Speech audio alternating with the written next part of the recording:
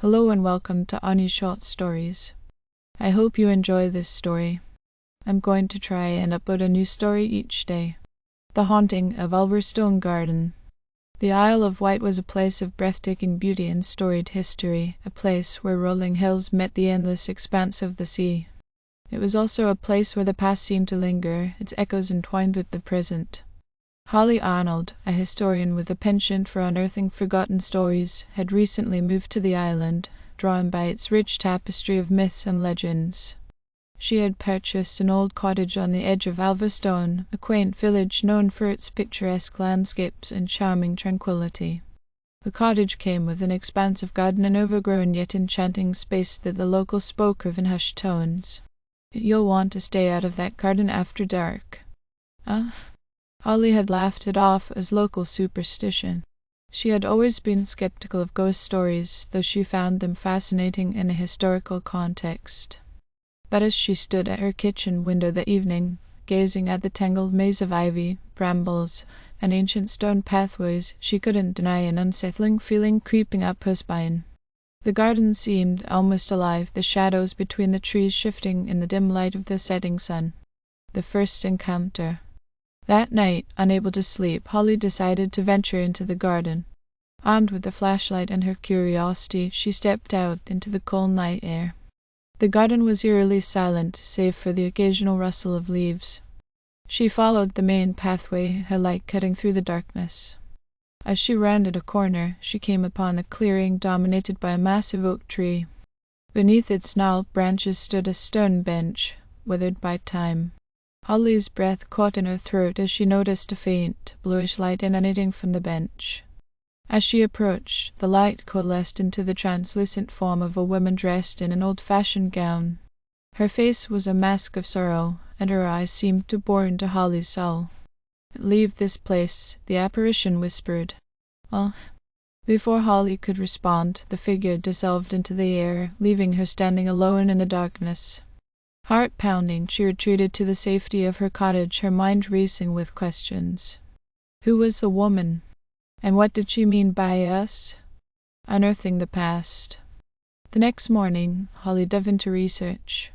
She visited the local library and spoke to the village's oldest residents. Slowly, a grim picture began to emerge.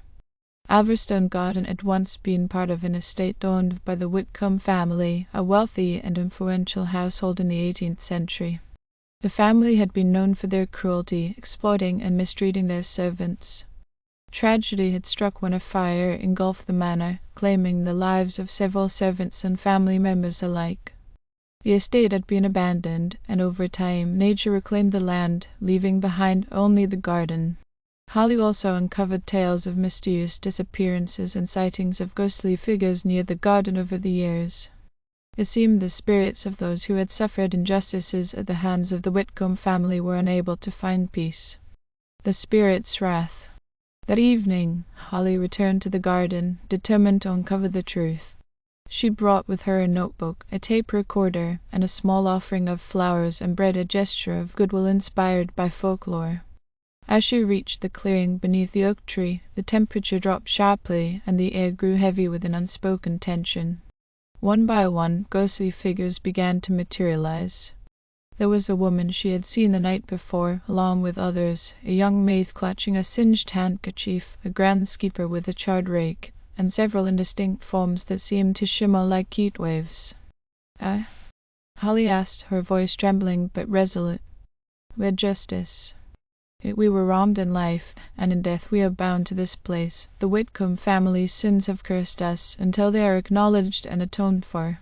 Holly promised to help, though she wasn't sure how. The spirit's forms flickered and faded, leaving her alone once more. Atonement. Over the following weeks, Holly dedicated herself to unraveling the Whitcomb family's dark history. She discovered records of unpaid wages, harsh punishments, and even murders concealed by the family's wealth and influence. Using her findings, she wrote a detailed account and submitted it to a local historical society. The story gained attention, and soon a memorial was erected in the village square to honor the victims of the Whitcomb estate. Holly also organized a small ceremony in the garden, inviting a local priest to perform a blessing. She placed markers at the locations where the spirits had appeared, each bearing the name of a known victim. As the final prayer was spoken, a sense of calm seemed to settle over the garden. The air felt lighter, and the oppressive weight that had hung over the place was lifted. That night Holly returned to the oak tree. This time the woman appeared alone, her form more solid and her expression softer. Thank you.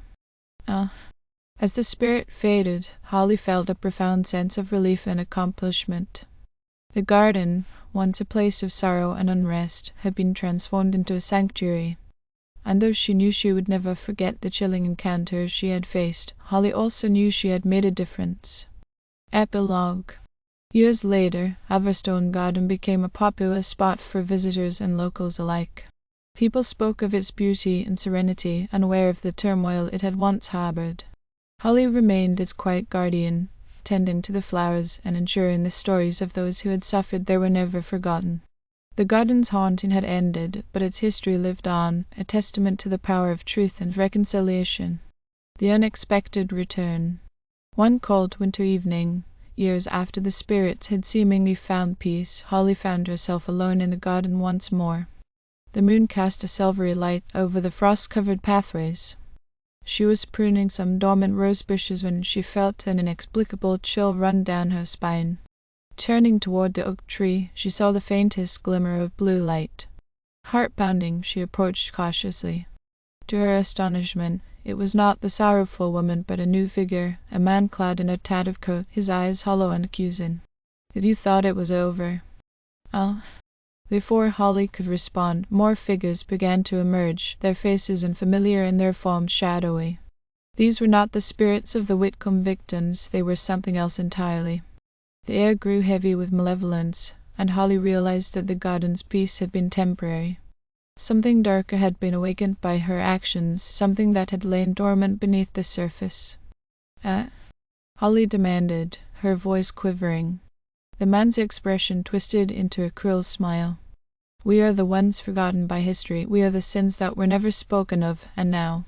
As the figures advanced, Holly's mind raced. She had thought the garden's secrets were fully unearthed, but it seemed there was more to uncover. Determined not to let the darkness consume her or the garden she had come to love, Holly resolved to face this new threat head-on. The haunting of Alverstone Garden was far from over, and this time the stakes were higher than ever. Thank you for listening. I hope you enjoyed this story. Please don't forget to like, and even better, like and subscribe. Thank you very much, and I hope you have had or have a great day.